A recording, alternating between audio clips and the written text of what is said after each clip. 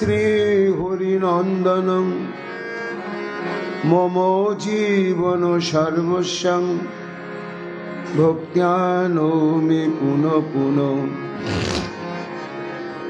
राधा कृपामयगवपुं श्री गुरुदिन तारकं प्रभु श्री गौर गोपालं भक्त्या नौमि पुनः पुनः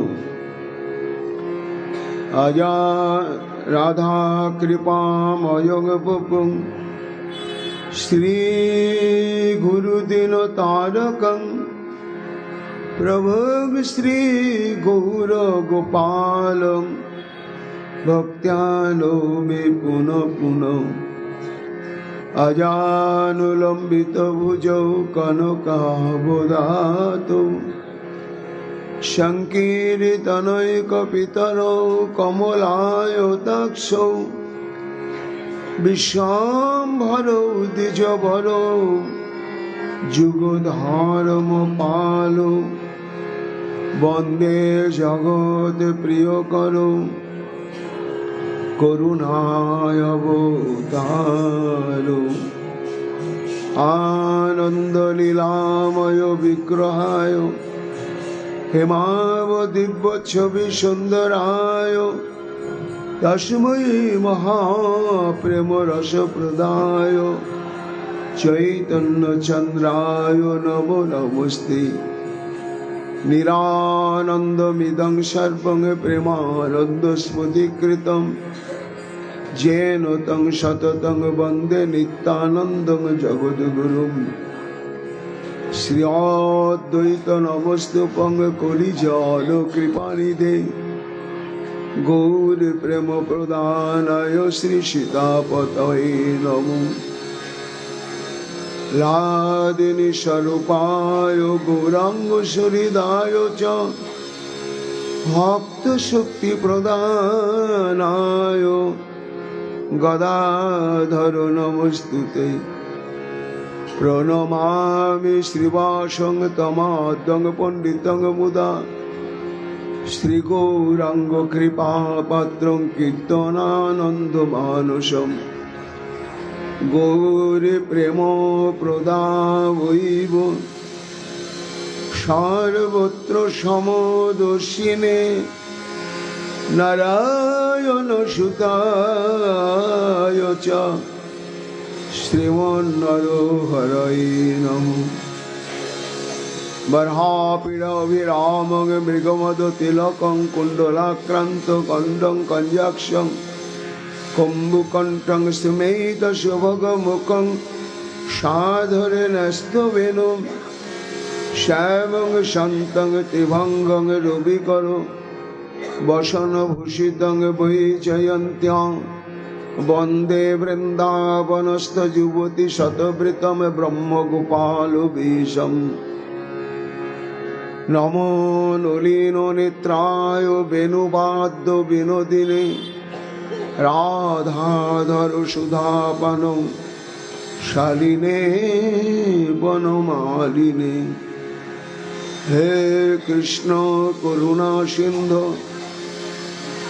दीनबन्धु जगत्पते गोपेश गोपिका कान्त राधा कान्त नमस्तुते बुकं करोति वाचालं पुंगुं लंघयते गिरिं यत्कृपा तमहं वन्दे परमानन्दमाधवम् तप्तो कांचन गौरांगी राधे वृंदावनेश्वरी वृषभानुसुते देवी तं नमामि हरिप्रिये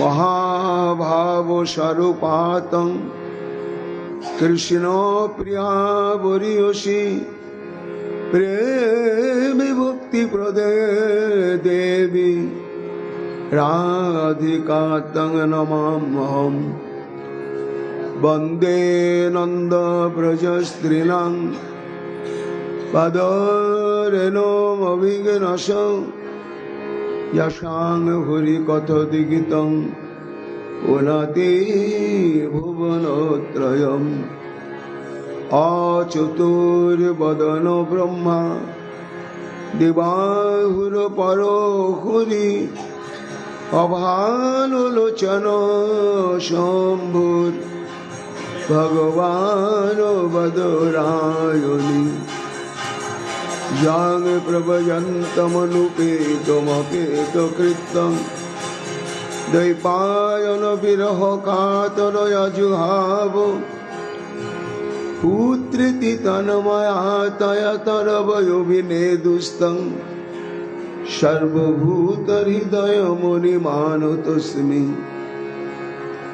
तमादिदेवं करुणनिधानं तमालवर्णं सहितावतारम् अपार संसार समुद्र सेतुं भजामहे श्रीभागवत स्वरूपम् वंशाकल्पतरुभ्यश्च कृपा सिन्धुभ्येव च पतितानां पावनेभ्यो वैष्णवेभ्यो नमो नमो।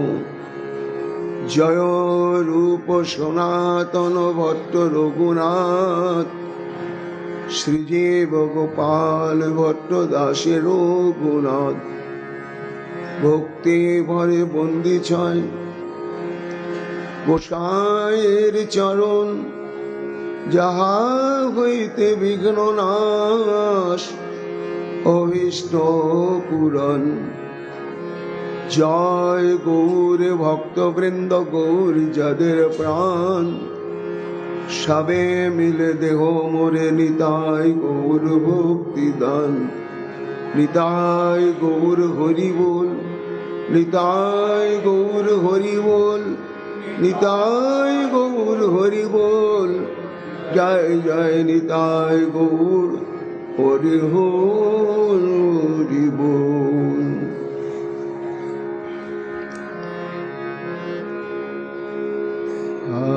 গোরা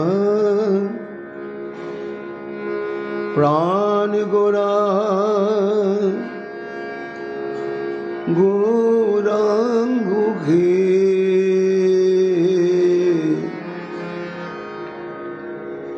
গোরা গোরা গোরা গোরা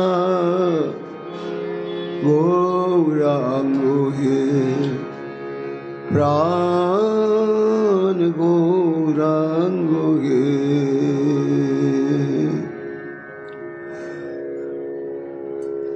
মোর নাম লইয়তি হো পাঠাইল মোরে তোমার স্থানে কৃষ্ণ কথা শুনিবারে তরে। কলিযুগ পাবন অবতার প্রেম পুরুষোত্তম ভগবান শ্রীকৃষ্ণ চৈতন্য মহাপ্রভুর অতীব অন্তরঙ্গ নিগুড় পরিকর কৃষ্ণ ভক্ত চূড়ামণি কবিকুল মুকুটুমণি পরম পূজ্যপাদ শ্রীমৎ কৃষ্ণদাস কবিরাজ গোস্বামী তাঁর শ্রী শ্রী চৈতন্য চরিতামৃত গ্রন্থেতে অন্তলীলায় পঞ্চম পরিচ্ছেদে 50তম পায়ারে শ্রীমন মহাপ্রভুর উক্তি প্রদ্যুম্ন মিশ্রের প্রতি সেই কথায় ঘোষণা করছে। রাধা দাস্য পেতে গেলে শ্রী চৈতন্য মহাপ্রভুর নির্দেশিত পথে নিজেকে প্রতিষ্ঠিত করতে গেলে তার একমাত্র উপায় হচ্ছে গৌরগত প্রাণ হওয়া, গৌর কথা শ্রবণ কীর্তন এবং স্মরণের সমুদ্রে ডুবে যাওয়া। কেন? কৃষ্ণ লীলামৃত সার, তার শত শত ধার 10 দিকে বহে যাহা হইতে, সেই চৈতন্য লীলা হয় সরোবর অক্ষয়, মনোহংস চরাও তাহাতে। কবিরাজ গোস্বামী পাদ বলছেন যে ভক্তগণ, প্রশ্ন হতে পারে চৈতন্যদেব তো নির্দেশ করেছেন আমাদেরকে রাধা গোবিন্দের লীলা শ্রবণ কীর্তন স্মরণ এবং ধ্যানের জন্য।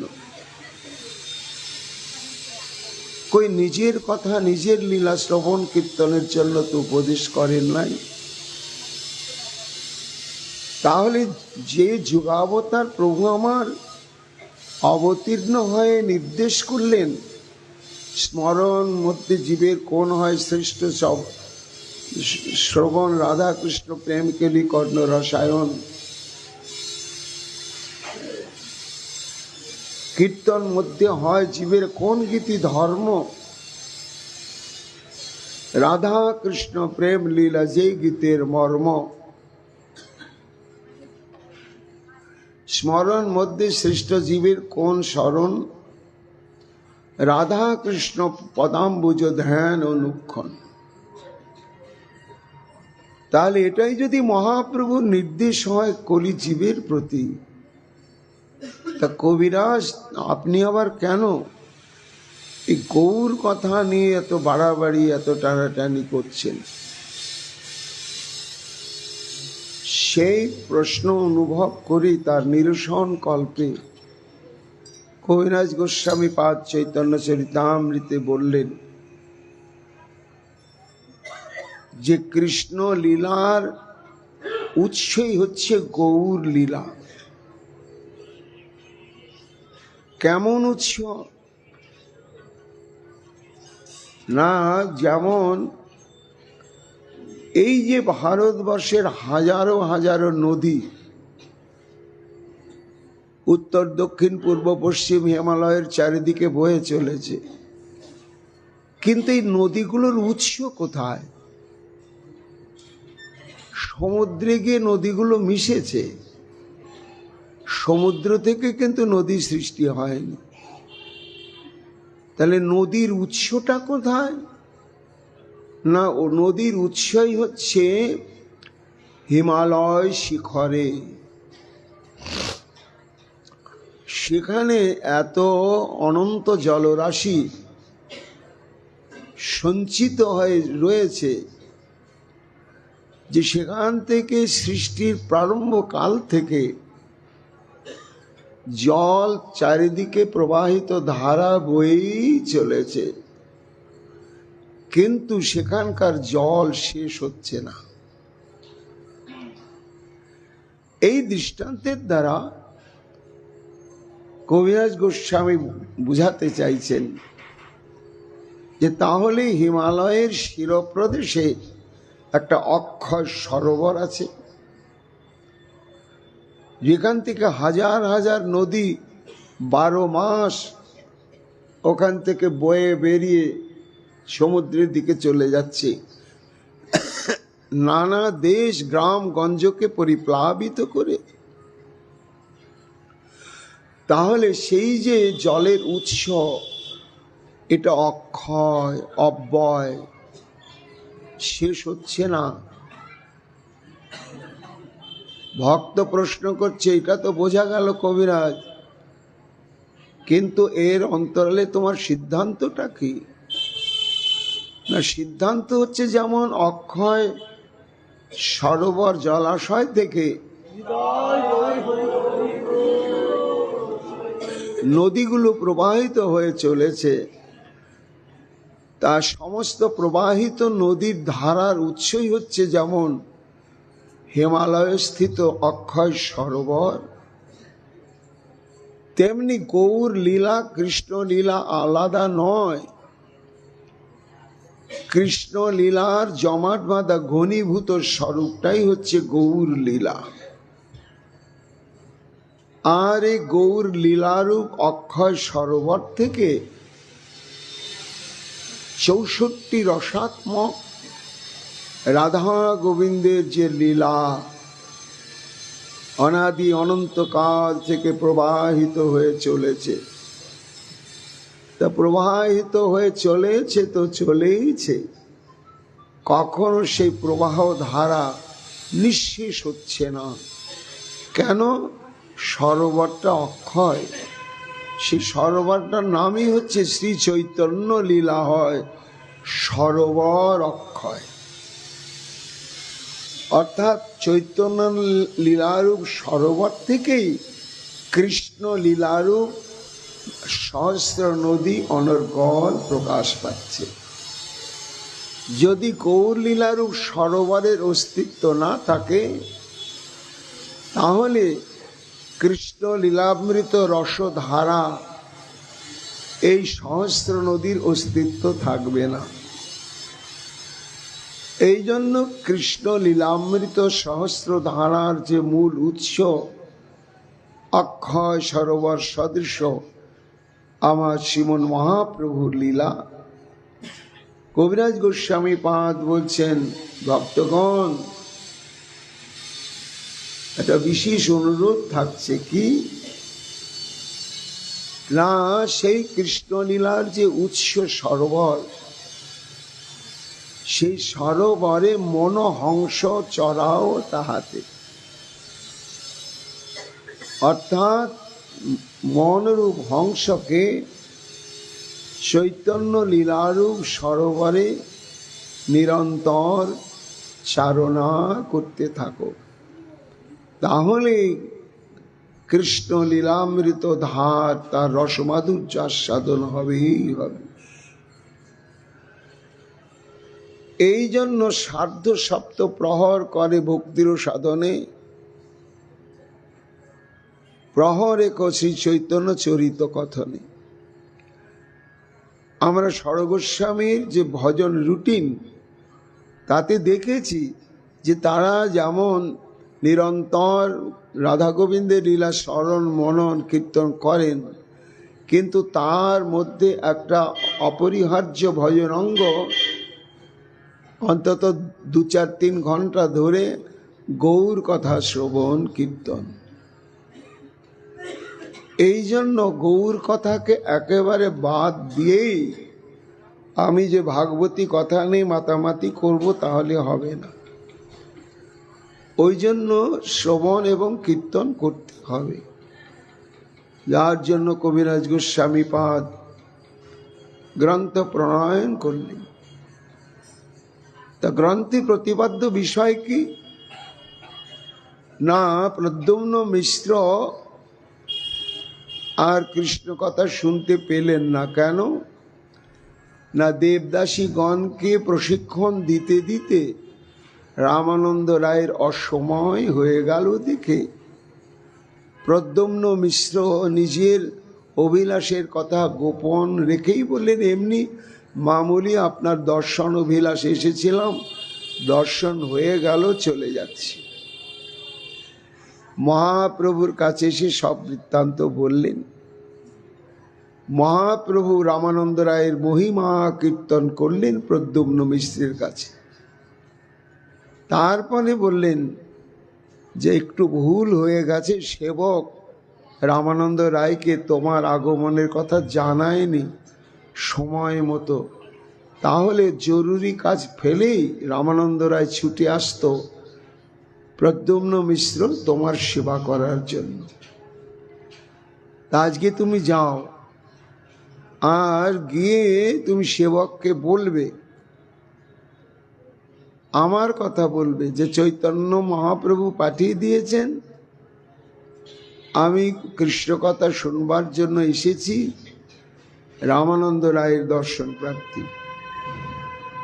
তাই মোর নাম লইও তিহ পাঠাইল মোরে, তোমার স্থানে কৃষ্ণ কথা শুনিবারে তরে।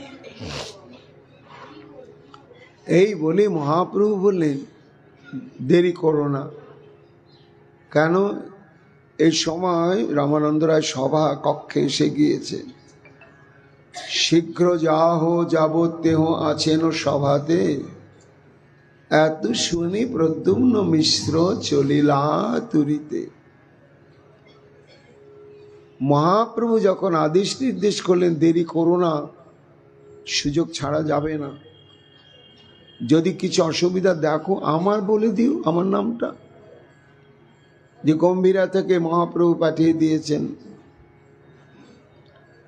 মহাপ্রভুর আদেশ শিরোধার্য করে প্রদ্যুম্ন মিশ্র প্রফুল্লিত অন্তরে চললেন। রায় পাশ গেলা, রায় প্রণতি করিলা, আজ্ঞা দেহ যে লাগি আগমন হইলা। রামানন্দ রায় সেদিন গিয়ে দেখছেন না, বৈঠকখানায় সভা কক্ষে রামানন্দ রায় উপস্থিত হয়েছে, আর প্রদ্যুম্ন মিশ্র গিয়ে সেই সময় উপস্থিত হলেন। তা প্রদ্যুম্ন মিশ্র হচ্ছে তো ব্রাহ্মণ, ভরদ্বাজ গোত্রীয় বৈদিক ব্রাহ্মণ, আর রামানন্দ রায় হচ্ছে শূদ্র। এই জন্য একজন ব্রাহ্মণ সমাগত হয়েছেন, তা মর্যাদা রক্ষণ হচ্ছে সাধুর ভূষণ।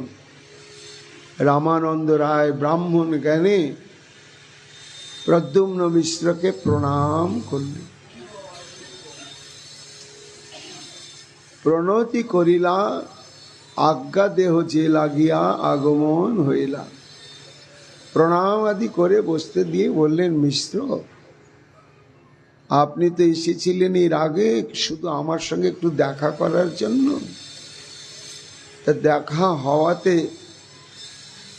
আপনার অভিলাষ পূরণ হয়েছে কিনা জানি না, আবার যখন আবার আগমন হয়েছে তখন এই আগমনের উদ্দেশ্যটা জানতে পারলে ভালো হয়, যদি আমি কোনো সেবায় লাগতে পারি।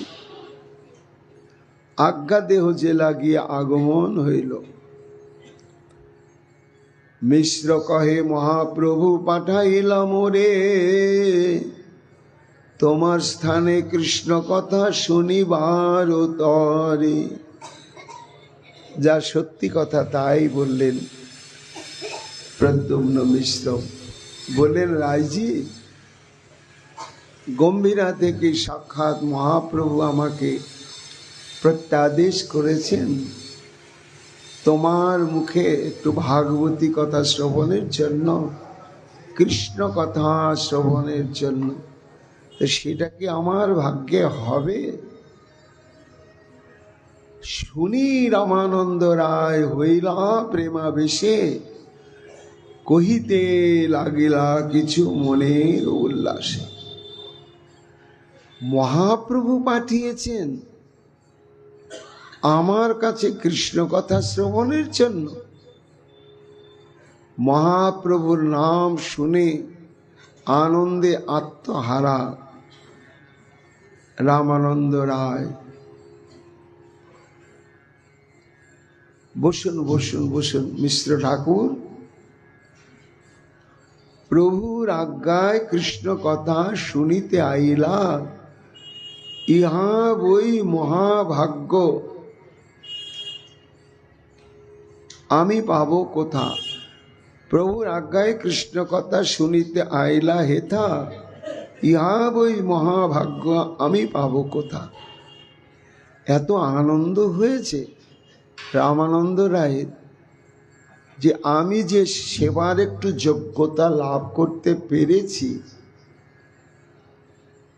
সেবক হিসাবে মহাপ্রভুর যে একটু বিশ্বাস ভাজন হতে পেরেছি, আজকে প্রদ্যুম্ন মিশ্রকে মহাপ্রভু আমার নিকটে প্রেরণ করার ঘটনাতেই সেটা আমার কাছে সুস্পষ্ট ব্যক্ত হয়ে গেল, যে তাহলে প্রভু কৃপা করে এই অধমের মধ্যে কিছু সম্পত্তি রেখেছেন, যা তার নিজের সেবার জন্য আর তার প্রিয়জন ভক্তের সেবার জন্য। এই জন্য মনে খুব উল্লাস, খুব আনন্দ। ইহা বই মহাভাগ্য আমি পাবো কোথা।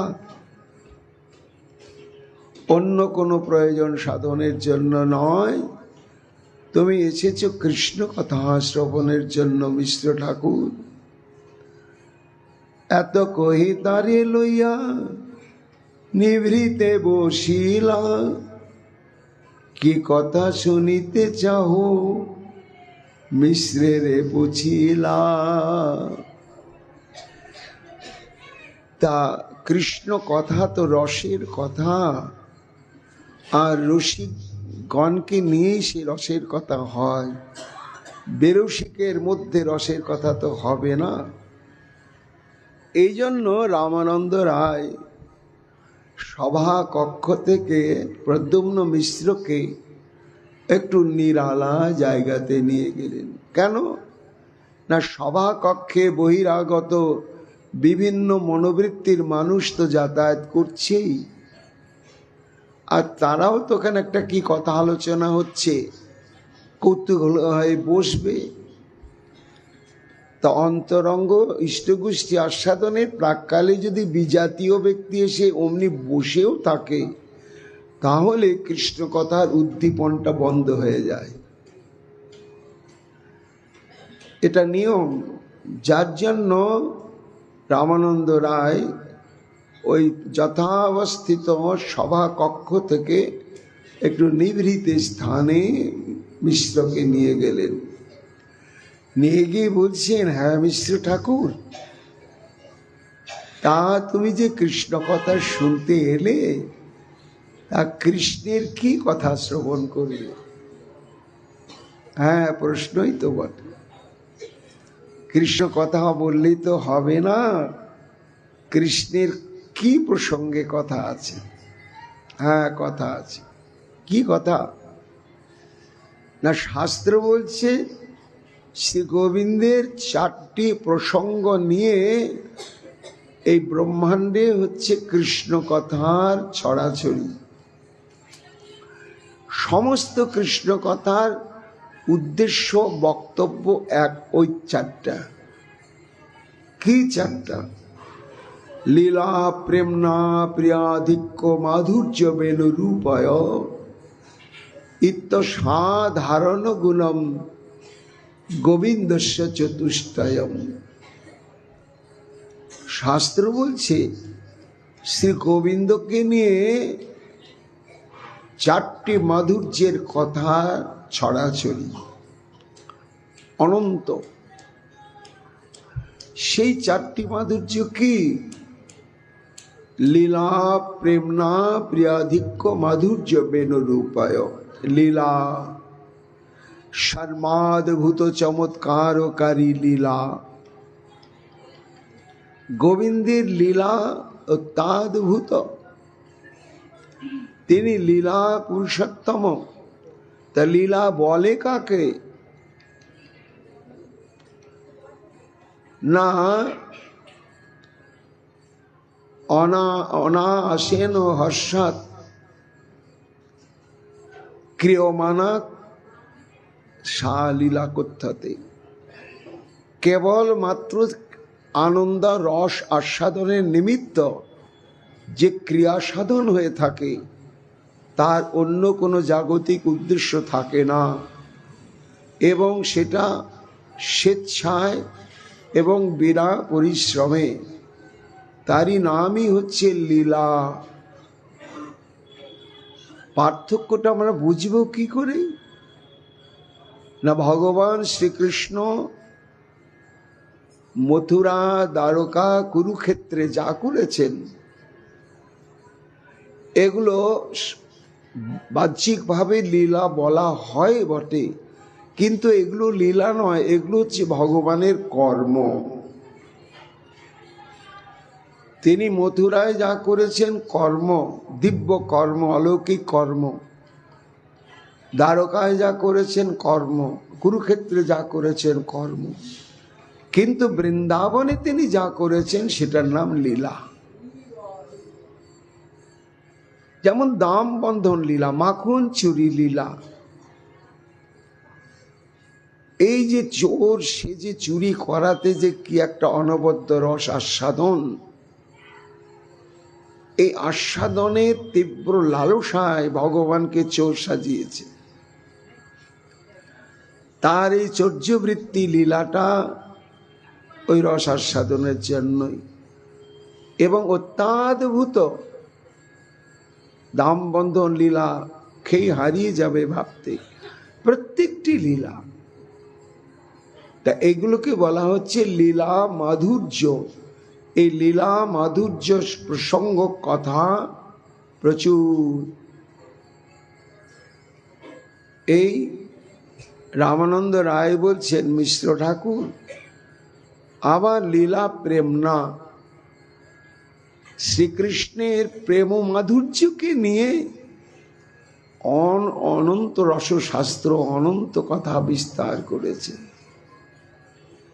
জগতে তো ভালোবাসাবাসি একটা জীবের বৃত্তি, কি মানুষ কি পশু সবার মধ্যে বৃত্তিটা রয়েছে।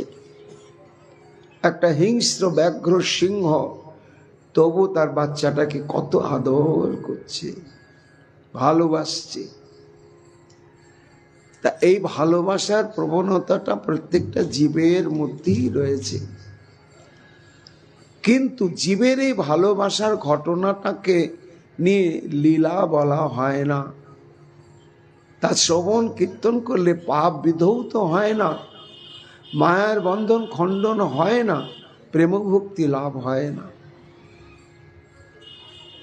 কিন্তু ভগবানের যে প্রেম ব্যবহারের অদ্ভুত লীলা, সখ্যভাবে প্রেমের লীলা, বাৎসল্যভাবে প্রেমের লীলা, মধুরভাবে তার যে অদ্ভুত লীলা, এই যে লীলা, এই লীলার উৎস কি? প্রেমোত্থিত লীলা। এই জন্য ভগবানের দ্বিতীয় মাধুর্য হচ্ছে প্রেম মাধুর্য, আর এই প্রেম মাধুর্যকে নিয়ে লীলা কথা। তার দু রকম গেল, একটা লীলা মাধুর্য নিয়ে কথা, আর একটা প্রেম মাধুর্য নিয়ে কথা, আর একটা হচ্ছে লীলা প্রেমনা প্রিয়াধিক্য মাধুর্য বেণু রূপয়, একটা বেণু মাধুর্য। শ্রী গোবিন্দের বেণু একটি তত্ত্ব, এবং তার স্বকীয় মাধুর্য রয়েছে, তাকে বেণু মাধুর্য বলা হয়। এই নিয়ে শ্রীমদ্ ভাগবত আদি বা রসগ্রন্থে অনেক কথার ছড়াছড়ি। লীলা প্রেমনা প্রিয়াধিক্য মাধুর্য বেণু রূপায়, সর্বশেষ হচ্ছে শ্রীকৃষ্ণের রূপ। ভূষণের ভূষণ অঙ্গ তাহে ললিত ত্রিভঙ্গ, আর তাহে ভ্রুধনু নর্তন। তা ভূষণের ভূষণ অঙ্গ অর্থাৎ রূপ কাকে বলা হয় না? দেখতে খুব সুন্দর সুন্দরী হলে তাকে রূপ বলা যাবে না। কেন না? সৌন্দর্য যেমন থাকতে হবে তেমনি তখন থাকতে হবে। অর্থাৎ যাকে দেখলে ভিদ্যতে হৃদয় গ্রন্থি সিদ্ধান্তে সর্বসংশয়া ক্ষিয়ন্তে চারশত কর্মাণি তস্মিন দৃষ্টে পরাবর। রূপখানা দেখার সঙ্গে সঙ্গে মায়া কর্মবন্ধন, জীবের কর্মবন্ধন খণ্ডন হয়ে যায়, সন্দেহের নিরসন ঘটে, হৃদয় গ্রন্থি ভেদ হয়ে যায়, সর্বোপরি প্রেম ভক্তি লাভ করে সে সেবাযোগ্য দেহ প্রাপ্ত হয়ে যায়। তা যা দর্শন করার পরে এরকম দশা হবে তার নাম রূপ।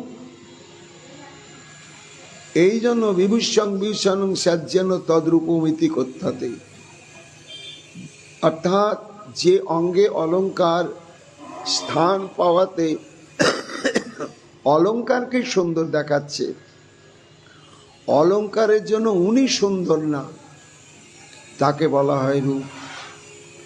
তা লীলা প্রেমনা প্রিয়াধিক্য মাধুর্য বেণু রূপায়। রামানন্দ রায় বলছেন, মিশ্র ভগবান রসস্বরূপ শ্রী গোবিন্দের এই 4টি প্রসঙ্গ নিয়ে কথা আছে। তা তুমি যে আমার কাছে শ্রবণ করতে এলে, তাহলে তুমি কৃষ্ণের কোন কথা শ্রবণ করবে? লীলা মাধুর্যের কথা, না প্রেম মাধুর্যের কথা, না বেণু মাধুর্যের কথা, নাকি রূপ মাধুর্যের কথা? কি কথা শুনিতে চাহ মিশ্রের পুছিলা। তখন প্রদ্যুম্ন মিশ্র বলছেন, রায়জি, আমার অতখানি জ্ঞানের গভীরতা নেই, আমি অত বুঝতেই পারছি না আপনার কথা। তবে যা শুনতে এলাম সেটা আমি মনে গেঁথে এনেছি, সেটা বলছি। কি? তেহ কহে যে কহিলা বিদ্যানগরে, সেই কথা ক্রমে তুমি কহিবে আমারে। অর্থাৎ হে রায়জি, এই যে মহাপ্রভুকে নিয়ে গভীর সারা রাত্রি ব্যাপী যে সাধ্য সাধন তত্ত্ব কথা আলোচনা হয়েছিল, আর এই সাধ্য সাধন কথার মধ্যেই পরিপূর্ণতম রূপে কৃষ্ণ কথা, রাধা কথা, এটা আমি বিস্তৃতভাবে জানতে পেরেছি। মহাপ্রভু জিজ্ঞাসা করছেন, কৃষ্ণের স্বরূপ কহ, রাধার স্বরূপ, প্রেম কোন তত্ত্ব, রস কোন তত্ত্বরূপ? তা এই প্রশ্নের উত্তর দিয়েছেন রামানন্দ রায়। আর উত্তর দিতে গিয়ে সব মাধুর্যের কথাগুলো এসে গেছে, বেণু মাধুর্য, প্রেম মাধুর্য, রূপ মাধুর্য, লীলা মাধুর্য, সব। সেই জন্য বললেন যে তুমি বিদ্যানগরে মহাপ্রভু প্রশ্ন করলে তার উত্তরে যে তুমি দিয়েছিলে, সেই কথাগুলোই আমি শ্রবণ করব। বলে, আমার কাছে তুমি শুনবে? আমার কি যোগ্যতা আছে? বলে, শোনো রায়জি, তুমি আত্মগোপন করিও না। অন্যের কি কথা, তুমি প্রভু উপদেষ্টা, আমি তো ভিক্ষুক বিপ্র, তুমি মোর পোষ্টা। দেখো, দন্যতা ছাড়ো, অন্যের কোন কথা? যিনি মূর্তিমান কৃষ্ণ মাধুর্য তত্ত্ব বিশেষ আমার মহাপ্রভু, সে মহাপ্রভুকে তুমি রসতত্ত্ব জ্ঞানের উপদেশ প্রদান করে কৃতার্থ করলে। যিনি তত্ত্ব অদ্বয় জ্ঞান তত্ত্ব ব্রজে ব্রজেন্দ্র নন্দন, আর তাকে তুমি সাধ্য সাধন তত্ত্বের উপদেশ বললে, আর সেই উপদেশ গ্রহণ করে তিনি কৃতার্থ হলেন। তা যদি স্বয়ং মহাপ্রভুর জিজ্ঞাসার উত্তর তুমি দিতে পারো অবাধে, আর আমি তো একটা ভিক্ষুক ব্রাহ্মণ সাধারণ, কাজেই আমাকেও যে তুমি একটু প্রাণ ভরে বলবে, এটা আমি প্রত্যাশা রাখি। ভালো মন্দ কিছুই আমি পুছিতে না জানি, দিন দেখি কৃপা করি কহিবে আপনি। রায়জি, মহাপ্রভু তো মাঝে মাঝে প্রশ্ন করেছিল, তুমি একটু একটু বলছিলে, আবার মহাপ্রভু প্রশ্ন করছিলে, কিন্তু আমি যে শুনতেছি তোমার মুখে কৃষ্ণ কথা, তা আমি প্রশ্ন করতেও জানি না। কিন্তু প্রভু প্রশ্ন করাতে তোমার সুবিধা হয়েছিল, সেই প্রশ্নকে নিয়ে তুমি উত্তর প্রদান করছিলে, কিন্তু আমি প্রশ্ন করতেও জানি না। অথচ আমি শ্রবণ করবই করব। এই জন্য ভালো মন্দ কিছু আমি পুছিতে না জানি, দিন ও দেখি কৃপা করি কহিবে আপন। আমি তৃষিত চাতকের মতন তোমার কাছে এসেছি রামানন্দ রায়। আমার এই আগ্রহ তৃষ্ণার কথা চিন্তা করি, তেমনি অবাধে প্রাণ খুলে আমাকে একটু কৃষ্ণ কথা শ্রবণ করাও। তবে রামানন্দ ক্রমে কহিতে লাগিলা, কৃষ্ণ কথা রসামৃত সিন্ধু থলীলা। কবিরাজ গোস্বামী পাদ বলছেন যে শ্রোতা এবং বক্তা উভয়ের যদি জ্ঞান, অনুভূতি, মানসিকতা, বিদ্যা, বুদ্ধি সব এক সমান হয়, তাহলে কৃষ্ণ কথা শ্রবণ কীর্তন না একেবারে উচ্ছ্বসিত হতে থাকে। বক্তা বলবো না বলেও কৃপণতা করে আটকে রাখতে পারবে না। শ্রোতার এমন শ্রবণ লালসার আকর্ষণ শক্তি যে তাকে বলাতে বাধ্য করবেই করবে। এই জন্য কবিরাজ গোস্বামী পাদ বলছেন, তবে রামানন্দ ক্রমে কহিতে লাগিলা, কৃষ্ণ কথা রসামৃত সিন্ধু থলীলা। নিভৃত প্রকোষ্ঠে রামানন্দ রায় আর কোনো প্রশ্নের অপেক্ষা না রেখে নিজেই প্রশ্ন করছে, নিজেই উত্তর দিতে দিতে যখন ধীরে ধীরে লীলা কথার চরম গভীরতম প্রদেশে গেলেন, তখন যেন রসের সমুদ্র উদ্বেলিত হয়ে উঠল। ভালো মন্দ কিছুই আমি পুছিতে না জানি, দিন দেখি কৃপা করি কহিবে আপনি। তবে রামানন্দ ক্রমে কহিতে লাগিলা, কৃষ্ণ কথা রসামৃত সিন্ধু থলীলা। কিভাবে বলছেন তিনি? এমনি কি বলে যাচ্ছেন? না, এমনি বলছেন না। কবিরাজ গোস্বামী পাদ বলছেন, আপনি প্রশ্ন করি পাছে করেন ও সিদ্ধান্ত। অর্থাৎ রামানন্দ রায় বলছেন যে মিশ্র ঠাকুর, মহাপ্রভু আমাকে এই প্রশ্ন করেছিলেন, কৃষ্ণের স্বরূপ ও কহ রাধার স্বরূপ, এই প্রশ্ন করলেন আমাকে। তখন এই প্রশ্নের উত্তর দিতে গিয়ে আমি প্রথমে কৃষ্ণের স্বরূপটা বললাম। তা কৃষ্ণের কি স্বরূপ বললাম সেটা শোনো। এই বলে মহাপ্রভুকে যে স্বরূপ বলেছিলেন কৃষ্ণ সম্পর্কে, দ্বিতীয়বার যখন বলছেন তখন সেটা আরো বিস্তৃত হয়ে প্রকাশিত হচ্ছে। এইভাবে নিজেই প্রশ্ন করছেন আর নিজেই তার উত্তর বর্ণনা করছেন। আপনি প্রশ্ন করি পাছে করেন ও সিদ্ধান্ত, তৃতীয় প্রহর হইল নহে কথা অন্ত। তৃতীয় প্রহর হয়ে গেল মানে বিকেল হয়ে গেল, সন্ধ্যা সমাগত প্রায় হয়ে গেল। তা পূর্বাহ্ন কালে গিয়েছেন প্রদ্যুম্ন মিশ্র, আর তখন সন্ধ্যা আগত প্রায় হয়ে গেল, কিন্তু দুজনারই সময়ের জ্ঞান নেই, ক্লান্তি নেই, আর উত্তর উত্তর আস্বাদনের চমৎকারিতা, দুজনেই আত্মহারা। বক্তা শ্রোতা কহে শোনে দোহে প্রেমাবেশে, আত্মবিস্মৃতি নাহি কাহা জানিব দিন শেষে।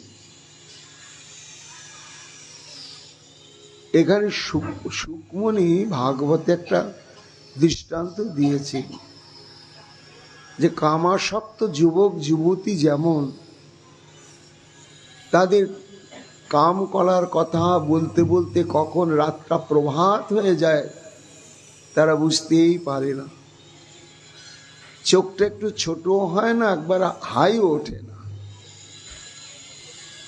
ওই কথাতে তারা এত রসযুক্ত যে তাদের দৈহিক আবেশের প্রভাব তাদের উপরে পড়ে না। ঠিক তেমনি রসিক ভাবুক কৃষ্ণ ভক্ত যখন কৃষ্ণ কথা শ্রবণ কীর্তন করতে থাকে তখন নিদ্রা বা তার সঙ্গে সঙ্গে আনুষঙ্গিক জিম্ভন হামানি ইত্যাদি আর দেখাই দেয় না। এতটা সময় কখন চলে গেল দুজনেই বুঝতে পারলেন না। সেবকে কহিল দিন হইল অবসান। তখন দৈন্যভাবে একজন সেবক এসে বলছেন, রায়জি সন্ধ্যা হতে চলল, মধ্যাহ্ন ভোজন হয় নাই এবং অন্যান্য ক্রিয়াদি হয় নাই। তখন দুজনেই আত্মস্থ হয়ে সংকুচিত হয়ে গেলেন, লজ্জিত হয়ে গেলেন। তবে রায় কৃষ্ণ কথা বিশ্রাম করিলা বিশ্রাম। তাহলে মিশ্র ঠাকুর সন্ধ্যা আগত প্রায়, আজকের মতো এইখানেই থাকুক। বহুত সম্মান করি মিশ্রে বিদায় দিলা, কৃতার্থ হইনু বলি মিশ্র নাচিতে লাগিলা।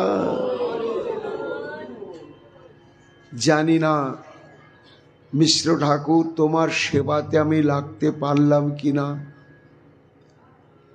কিন্তু প্রভুর একটা আত্মবিশ্বাস এ অধমের মধ্যে তিনি কিছু রহস্য রেখেছেন, আর সেটি তার প্রিয়জনের আস্বাদনের জন্যই। তা আমি তো প্রাণ খুলে উৎসর্গ করলাম।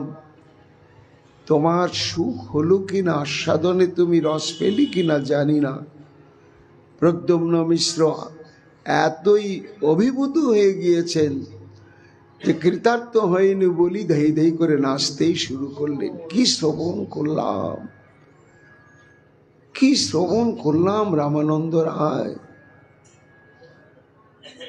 একেবারে মাতাল যেমন মদ খাওয়ার পরে নেশার ঘোর হয়ে যায়, তেমনি রামানন্দ রায়ের মুখে হরি কথা শ্রবণ করতে করতে তার মাধুর্য রস আস্বাদনে একেবারে যেন অবশ বিবশ। ঘরে গিয়া মিশ্র কইল স্নান ভোজন, সন্ধ্যাকালে দেখিতে আইল প্রভুর চরণ। এত আনন্দ হয়েছে, মনটার মধ্যে ঘুম রচ্ছে। আহা, আমি তো মহাপ্রভুর কাছে কৃষ্ণ কথা শুনতে গিয়েছিলাম, কিন্তু প্রভু সত্যি রামানন্দ রায়ের কাছে যদি আমাকে কৃপা করে না পাঠাতেন তাহলে আমার এই জন্মকে আমি সার্থক করতেই পেতাম না। কৃষ্ণ কথাতে যে এত রস, এত আনন্দ, এত সুখ আছে, এ মহাপ্রভুকে না জানলে মনটা ছুকছুক করছে, অতৃপ্তি যেন মনে হচ্ছে। তাই আর দেরি করলেন না, ঘরে এসে স্নানাদি প্রসাদ পেয়ে একটু বিশ্রাম করে না করে তাড়াতাড়ি চললেন মহাপ্রভুর কাছে। প্রভুর চরণ বন্দে উল্লসিত মন, প্রভু কহে কৃষ্ণ কথা হইল শ্রবণ।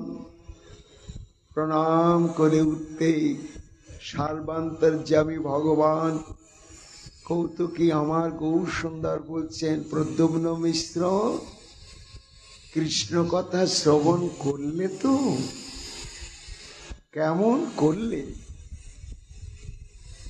রস পেয়েছ, সুখ পেয়েছ? মিশ্র কহে প্রভু মোরে কৃতার্থ করিলা। বলতে বলতে কেঁদে ফেলেছেন, আনন্দের কান্না। কৃতার্থ হলাম প্রভু, কৃতার্থ হলাম, তুমি কার কাছে আমাকে পাঠিয়েছিলে? আহা, শ্রবণ নয়, যেন কৃষ্ণ কথা মৃতার নবে মোরে ডুবাইলা। আমাকে যেন কৃষ্ণ কথার অমৃত সমুদ্রে ডুবিয়ে দিলে প্রভু। কেমন ডুবলাম? না, যেমন রসগোল্লা রসের কড়াইয়ের মধ্যে যখন ডুবে যায় তখন কি হয়, তার সারা ভেতরটা বাহিরটা রস ঢুকে ঢুকে ঢুকে ঢুকে রসময় হয়ে যায়। তখন রসগোল্লাটাকে তুলে প্লেটে রাখলেও রস কিন্তু যায় না। সেই কথাই বলছেন প্রদ্যুম্ন মিশ্র, যে প্রভু এ কি শ্রবণ হলো, এ কান দিয়ে শুনলাম ওইটুকুনি নয়, এ যেন কৃষ্ণ কথামৃত অমৃতের সমুদ্রে ডুবে গিয়ে আমার অন্তর বাহির অঙ্গ প্রত্যঙ্গ যেন কৃষ্ণ কথা রসময় হয়ে গেল, কৃষ্ণ কথা রসময় হয়ে গেল। কানে শুনলে তো কিছুক্ষণ থাকে, তারপরে তা হারিয়ে যায়, কিন্তু হারাবার নয়। কৃষ্ণ কথামৃতার নবে সমুদ্রে ডুবাইলা। রামানন্দ রায় কথা কহিল না হয়, মনুষ্য নহেন রায় কৃষ্ণ ভক্তি রসময়। অর্থাৎ প্রদ্যুম্ন মিশ্র বলছেন, প্রভু রামানন্দ রায় মানুষ না। কেন? জ্ঞান বুদ্ধি বিবেক সম্পন্ন বিদ্বান ব্যক্তির মনের মধ্যে পুঁথিগত বিদ্যার প্রাধান্য থাকতে পারে, কিন্তু এমন অপরোক্ষ রসানুভূতি এই রক্তে মাংসে গড়া সাধারণ মানুষের মধ্যে হয় না। এই জন্য রামানন্দ রায়ের কথা আর কি বলবো, কার সঙ্গে তুলনা দেব, আর কোন ভাষায় বা প্রশংসা করব। শুধু একটি আমার মনে হচ্ছে যে সে হচ্ছে কৃষ্ণ ভক্তি রসময়। রামানন্দের সমস্ত অঙ্গ প্রত্যঙ্গ শরীরের উপাদান সব কিছু হচ্ছে কৃষ্ণ কথা রসময়, এছাড়া আর অন্য কিছু তার মধ্যে নেই।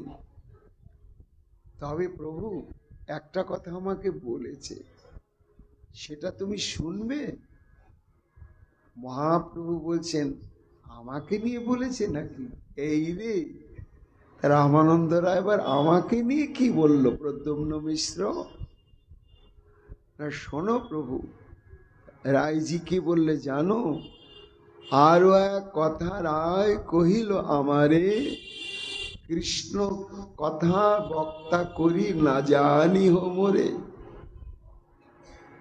আমি যখন অভিভূত হয়ে উপচে পড়েছি আনন্দে আত্মহারা, দেহ স্মৃতি হারিয়ে ফেলেছি, দিন রাত জ্ঞান নেই, স্থানকাল বোধ নেই, এবং প্রশংসার ভাষা খুঁজে পাচ্ছি না, রামানন্দ রায়কে একটু প্রশংসা করব। তখন রামানন্দ রায় বলছেন, মিশ্র খুব আশ্চর্য হয়েছে না? খুব আনন্দ পেয়েছ, সুখ পেয়েছ, কিন্তু আসল কথাটা শোনো, আমি কিন্তু কৃষ্ণ কথা তোমাকে শোনাইনি। একেবারে আমি তোমাকে কৃষ্ণ কথা শোনাইনি, এটা তুমি ভালোভাবে জেনে রাখো। কেন? কৃষ্ণ কথা বক্তা করি না জানি হোমরে, এখান থেকে বক্তব্যটা বের হয়নি, এটা সাউন্ড বক্স, এটা একটা যন্ত্র। এই যন্ত্রের মধ্য থেকে যে যন্ত্রী, সেই বলেছে কথাটা। ওই জন্য যেমন যতই মূল্যবান কথা হোক, বক্সের যেমন কোনো প্রশংসা নেই, বক্তারই প্রশংসা। সেই জন্য আমার দেহটা হচ্ছে সেই যন্ত্র, বক্তা কিন্তু আমি নয়। কৃষ্ণ কথা বক্তা করি না জানি হোমরে। প্রভু এই কথা বললেন রামানন্দ রায়। আমি প্রশ্ন করেছিলাম, তুমি আমাকে বলছো এত সুন্দর কৃষ্ণ কথা, আবার তুমি বলছো আমি বক্তা নয়, তাহলে বক্তা কে? তখন তার উত্তরে কি বললে রামানন্দ রায়? শোনো প্রভু, বললে মোর মুখে কথা কহে আপনি গৌরচন্দ্র, জইছে কহায় তৈছে কহি যেন বিনা যন্ত্র। অর্থাৎ বললেন আমাকে যে মিশ্র ঠাকুর, আমার মুখে আমার শরীরটা দিয়ে বক্তব্য রাখছেন স্বয়ং শ্রী চৈতন্য মহাপ্রভু। এখানে আমার কোনো কৃতিত্ব নেই। যদি বলো কেমন, না জইছে কহায় তৈছে কহি যেন বিনা যন্ত্র। আমরা বলি না, আরে মৃদঙ্গটা কি মিষ্টি বাজছে, হ্যাঁ, বীণাটা কত সুন্দর বাজছে, আচ্ছা বীণাটাকে রেখে দাও তো বাজুক দেখিনি।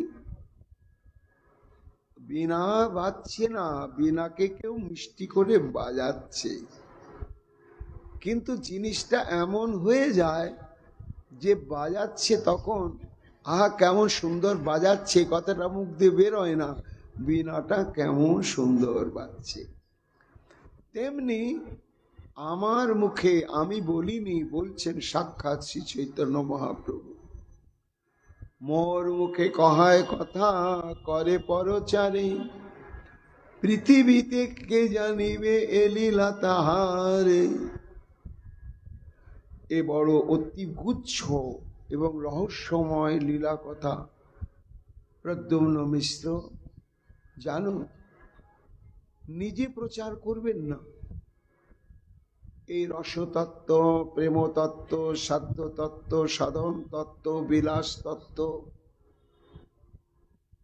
এই সমস্ত তত্ত্ব নিচে বলবেন না, প্রচার করবেন না। এই আমার শরীর আর আমার মুখটা দিয়ে তিনি প্রচার করছেন। পৃথিবীতে কে জানিবে যে লীলা তাহারে, এটা কি অদ্ভুত তার লীলা। ভগবান এসেছেন যুগে যুগে কালে কালে, কিন্তু এই রকম অদ্ভুত ভগবান কোন যুগে আসে না।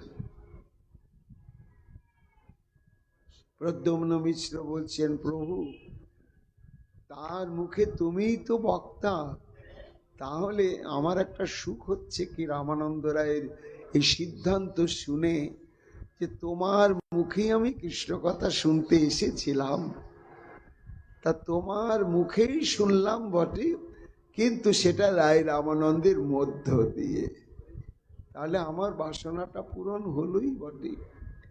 কিন্তু আশ্চর্য কথা যে সব শুনিল কৃষ্ণ রসের সাগর, ব্রহ্মার এসব রস না হয় গোচর। এই যে রসতত্ত্বের কথা শুনলাম, বিভাব অনুভাব সাত্ত্বিক ব্যভিচারী, এইসব রসতত্ত্ব, প্রেম তত্ত্ব, অবিধেয় তত্ত্ব, প্রয়োজন তত্ত্ব,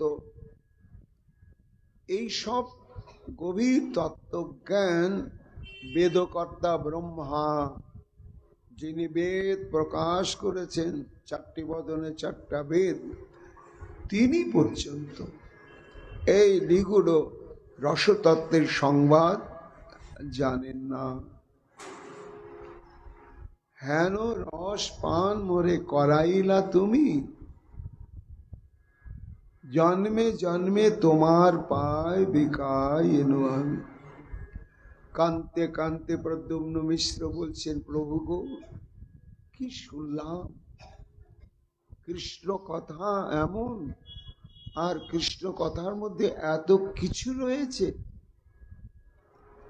আজ আমি কৃতার্থ হলাম।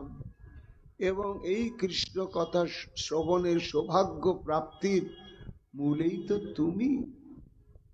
কেন, তুমি যদি কৃপাদেশ না করতে যে রামানন্দের কাছে যাও কৃষ্ণ কথা শ্রবণের জন্য, তাহলে তো আমি কৃতার্থ হতে পারতাম না। তা তুমি বললে বটে, কিন্তু নিজের বদনে নয়, রামানন্দ রায়ের বদনে বললে, বলে আমাকে কৃতার্থ করলে। তা এর বিনিময়ে আর আমি তোমাকে কি দেব বলো? তাই তোমার পায়ে বিকায় এলু আমি। জন্মের মতন তোমার চরণে আমি নিজেকে বিকিয়ে দিলাম গৌর হরি। প্রভু কহে রামানন্দ বিনয়ের খনি, আপনার কথা পরমুণ্ডে যেন দেন আনি। মহাপ্রভু তো কে আত্মপ্রশংসা স্বীকার করবে?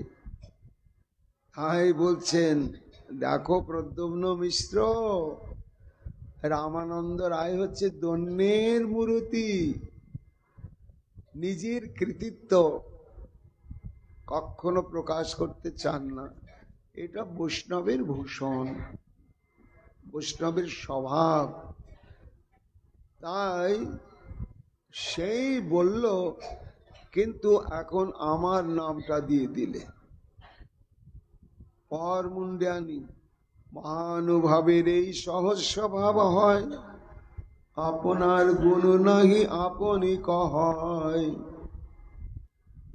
মহাপ্রভু বলছেন, প্রদ্যুম্ন মিশ্র, এটা হচ্ছে ভজনানন্দী মহাত্মা। যারা ভজনের যত উপরে উঠতে থাকবে, ততই তাদের মধ্যে কিনা নিষ্কপট এই দৈন্যটা আসবে। অর্থাৎ নিজের কৃতিত্ব ঘোষণা করার জন্য মনের মধ্যে ছটফটানি থাকবে না। আমি করেছি, আমি এত সুন্দর পাঠ করতে পেরেছি, ঠিক কিনা বলুন তো? একটু শুনবো, এইরকম নয়। কি বললাম যদি গ্রহণযোগ্য হয়ে থাকে, সেটা ভগবত কৃপা। আর যদি বর্জনযোগ্য হয়ে থাকে, এটা আমার ধৃষ্টতা, ক্ষমা করবে। এই যত ভজনের উচ্চ স্তরে উঠতে থাকবে, তত তার অভিনয়ের দন্যতা নয়, দুই রকম দন্যতা আছে। একটা লোক দেখানো দন্যতা, এবং ওই দন্যতাটা এমন অভ্যাস হয়ে যায়, বোঝাই যায় না যে এটা আসল দন্যতা নয়, এটা অভিনয়ের দন্যতা। কিন্তু যিনি প্রকৃত বৈষ্ণব ভজনানন্দী মহাত্মা, তার যে দন্যতাটা, সেটা অভিনয় নয়, সেটা অকৃত্রিম। রামানন্দ রায়ের এই কহিল গুণলেশ, প্রদ্যুম্ন মিশ্রে জৈসে কইল উপদেশ। এইবার বৃন্দাবন দাস ঠাকুর শ্রী বিষ্ণু কৃষ্ণদাস কবিরাজ গোস্বামী পাঠ করছে। ভক্তগণ, এইভাবে প্রদ্যুম্ন মিশ্রকে রামানন্দ রায়ের কাছে পাঠিয়ে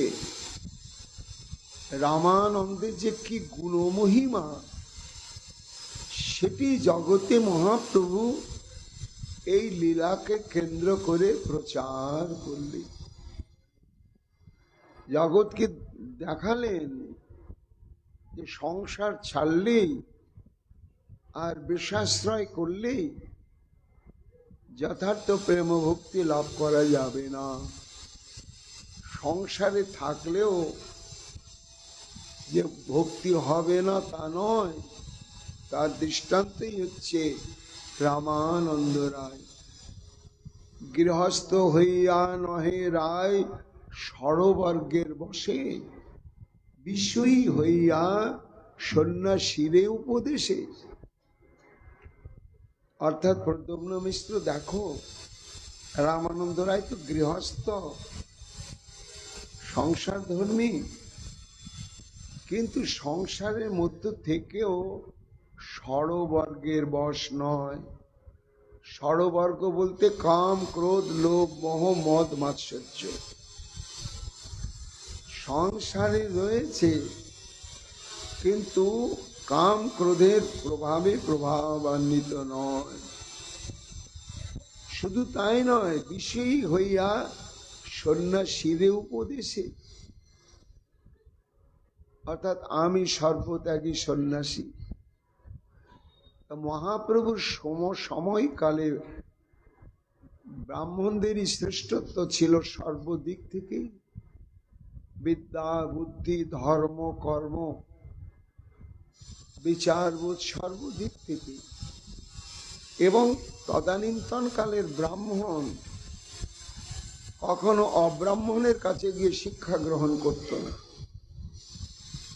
শিক্ষা গ্রহণ করার কথা ভাবতেই পারত না। আমি ব্রাহ্মণ কুলোদ্ভব, অব্রাহ্মণের কাছে গিয়ে একটা শিক্ষা নেব কেন? জগতে কি সুশিক্ষিত তত্ত্বজ্ঞ ব্রাহ্মণ আর নেই? মহাপ্রভুর সময় এই রকম একটা পরিবেশ ছিল, কিন্তু অভিজাত বংশে বা বর্ণশ্রেষ্ঠ বিপ্রকুলে জন্মগ্রহণ করলেই যে যথার্থভাবে ভক্তি রসে শ্রেষ্ঠত্ব লাভ করা যায় তা যায় না। অভিমান, আমি ব্রাহ্মণ আর আমি সন্ন্যাসী।